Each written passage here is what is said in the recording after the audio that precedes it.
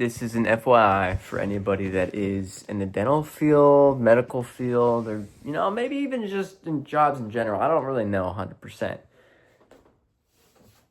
But this job offer that I rejected, you guys already know the whole situation with that. I actually, just currently tonight, I had a conversation with my mom and my dad. More so my mom, because she wants to move back. Rather, my dad just doesn't. So, beggars can't be choosers in that one. But the thing I want to say is that references matter a bunch. Probably more so in the medical field and the dental field than anything, especially if you're asking for higher numbers.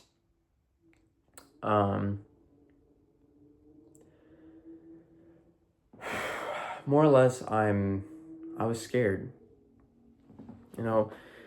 Indiana, you're still making more than what you would here, even at a lower dollar amount, but I was still scared that I was not going to do well.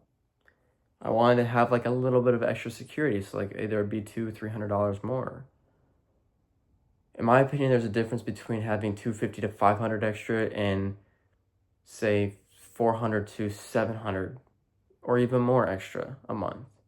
It goes far or farther. And that's where I was like, I just don't want to be in a situation where, say, rent goes up or certain other things just become so expensive I can't afford it. I don't want to be in that position. I want to be in a position where just the simple things I can comfortably say, yeah, okay, let me just get that and I'll get it. Obviously, you still watch for prices and all, but the thing, anybody who is watching this and is in the Midwest or anywhere, to note that a simple job that doesn't require a degree or anything, 23 an hour is actually really good. If you get 25, it's even better. Past that, it's pretty much like you have a college degree, which it sucks to say that, but that's the legitimate truth, is that past 25 in the healthcare and dental field is degrees only, which I think I'm still trying to achieve. Like, I wear this shirt on a daily basis because I'm like, whether it's IU or whatever other school is dental, I want to get to that point. I want to get to the point where I am able to comfortably raise a family, buy a house, buy a couple nice cars, or even a nicer car, and still be able to golf, still be able to do all this other stuff, and still be able to still be passionate about the current situation that I would be putting myself in. That's long term. That's not just short term. I know I've discussed this a lot in this channel. It's like, would you do school for 12 years or would you do welding and not be in debt? And truthfully, it's like, you actually would theoretically make more, a lot more, if you were in debt that much and you had that big position because of the networking. Granted, there's some very successful tradespeople out there, very successful, and you're not in debt. But is it something that you just want money for or you want to do passionately for the rest of your life? That's another thing you have to understand. Because my mindset right now, it's like, oh, let me build my race car. Let me do all this stuff. Let me golf. But truthfully, give or take 5 years, is it going to be the same idealism that I have? Probably not. It's probably going to be like, I just want to save and I just want to make more money and then do the things that I love to do. Help people with their smiles and everything. It's super lovely. So anyways, going back to references, they're super important. This was the first job where I've ever had references be called. Say a bunch of good things. And,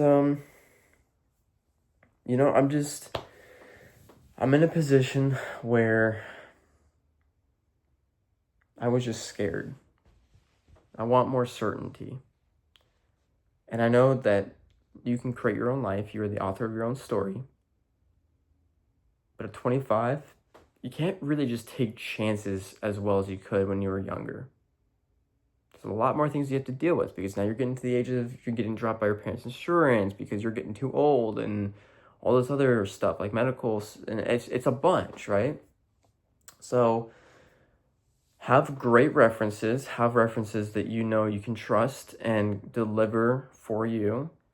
But But also, if you're in the Midwest, understand that know your worth.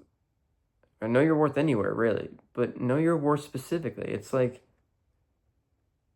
if I were to say, like 23 an hour, you guys saw, I was 250 to 500 max would be disposable income each month. But that's living paycheck to paycheck at that point. Versus if I were to, I don't know, get 25 an hour, I'm coming home with probably a good $1,000 more each month. Because from what I'm visibly seeing is that even if rent say was, or even if everything was roughly $2,200 a month, I'm making 29 to 3 or to 35. So it's a big difference. I mean, you think about it, golf is a lot cheaper out there too. That's one of my favorite things to do. Okay, cars will never be cheaper. That's just a car thing. Technology, same thing. But like golf, it's so much cheaper out there. I have my buddies to go golfing with. If I have opinions, if I need help, I can go to them. So it's not the end of the world. But that's just the thing that I wanted to discuss on here, because this is just a finer detailed solution of saying, don't just jump the gun, know your worth, think about it. Obviously, do your research on like the average everything in the place that you're wanting to go. This is so real. This is like legitimate stuff. I am so keen on going back to Indiana, but I just want to make sure, which I'm sure everybody else would too, I just want to make sure that I have the stability and comfortability of knowing I can still live a little, rather than just being like, I'm going to go to work for each day of every single month, then pay all my bills, and be like, oh, I only have this much left. Granted, I have money saved up. Have I spent a lot of it on the car? Yes. Do I regret it? No. But again, it's really narrowing down what you want and what you need. So anyways, if I can give, again, one word of advice, it's just to get references that you know and trust that will actually help you land a great job and to know your worth for a job. Because that's what I'm doing right here. So luckily, I have given the people that I was going to work for a very nice letter saying it'd be a dream of mine to work for you guys. Just the money wasn't right. So I rejected the offer. So fingers crossed they come back with something a little bit better. If not, all good. It's a life lesson, and I'll find a better job. So that's where we're at. But good luck to any of you that are in the same position.